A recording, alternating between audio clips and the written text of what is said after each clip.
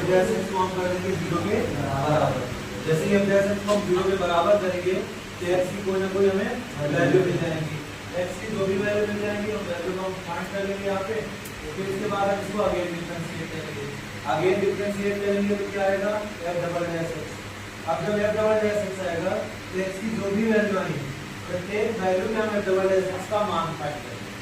f double dash x का मान जो आएगा उसमें से हमें देखना है यदि f डबल डैश x का मान ग्रेटर देन 0 आता है, ग्रेटर देन 0 का मतलब पॉजिटिव।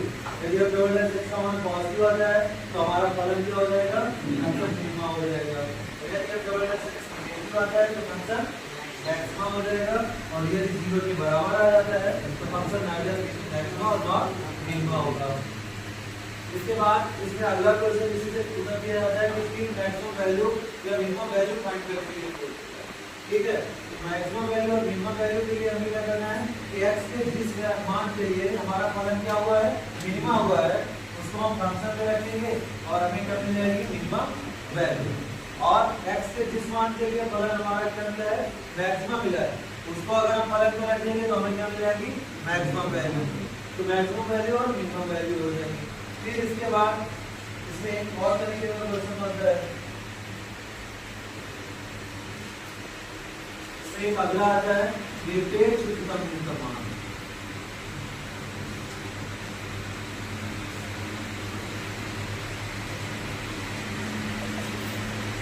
निरपेक्ष उच्चतम न्यूनतम मान का मतलब क्या है कि इसमें कोई भी फंक्शन दिया जाएगा और इसके साथ उसमें एक इंटरवल दे के रखेगा, a कॉमा और कहेगा इस इंटरवल के अंतर्गत तुम्हें इसका निरपेक्ष उच्चतम या न्यूनतम मान ज्ञात करना।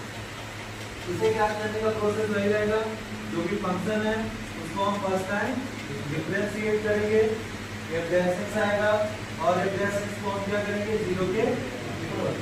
तो यहाँ से x की वैल्यू आ जाएगी। अब हमें x की वो वैल्यू लेनी है जो इस इंटरवल में हमारी क्या करे लाई करे, मतलब इस इंटरवल में वो पॉजिटिव। ऐसे में x के मान ले लेने हैं कि यहाँ से हम x के संभावित मान लिखेंगे। x के संभावित मान क्या कर देंगे, तो x के संभावित मानों में हमारा x का मान a होगा, एक b होगा, और एक वैल्यू जो यहाँ से निकल के आएगी वो वैल्यू हम लेंगे जो इनके बीच में उपस्थित होगी। ठीक है, फिर इसके बाद इन वैल्यूओं पर हम किसका मान निकालेंगे f(x) का। ठीक है, अब x की इन वैल्यूओं पर हम किसका मान निकालेंगे f(x) का मान। x की इन वैल्यू को निकालेंगे a पे b पे और जो x का मान आएगा वो